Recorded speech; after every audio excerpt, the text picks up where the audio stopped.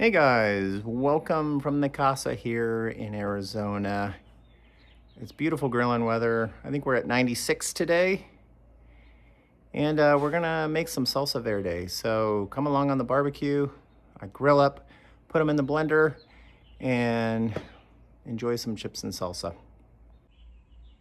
All right, barbecue, we're going with 10 tomatillos, half an onion, white, and I've got a jalapeno, and then these are some specialty peppers that we have been kind of growing here. I've got some Anaheims growing and some others. This is just, wanted to have fun with it. We're gonna do a big veggie garden next year, but yeah, fresh, organic. You can see we've got another one kind of coming here. Another little one here, so yeah. All right, so we'll light up the grill. I'm gonna get these nice and grilled up and charred, and then we're gonna put them in an ice bath to peel off all the skins, and then we throw them in the blender. All right, got these done. You can see kind of the skin coming off.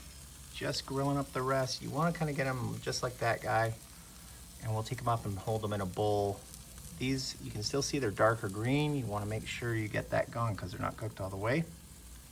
Yep, and then we set them aside. All right, there they are all in there. And we're gonna add a bunch, kind of like a 1/4 cup of cilantro, depends on how much you like cilantro. And we'll add a little bit of water and a little bit of olive oil, and then just blend it up and it's done. All right, we can do it on pulse if you want.